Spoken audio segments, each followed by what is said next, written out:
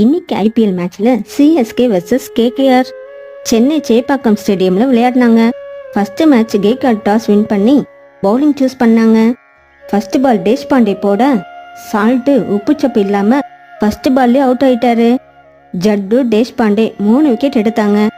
KKR 137 ரன்ஸ்லேயே சுருண்டுட்டாங்க.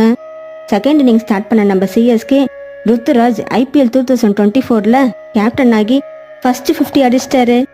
15th ஓவரில் நம்ம வருண் சக்கரவர்த்தி டிஆர்எஸ் கேட்க சொல்ல நம்ம ஸ்ரேயாஸ் ஐயர் இதுக்கு மேலே டிஆர்எஸ் கேட்டா என்ன கேட்கலனா என்ன அப்படின்னு ஒரு ரியாக்ஷன்ல டிஆர்எஸ் கேட்டாரு. 16.5 ஓவரில் நம்ம தலை டோனி மாஸ் என்ட்ரி கொடுக்க ரசல் காதை மூடிட்டாரு.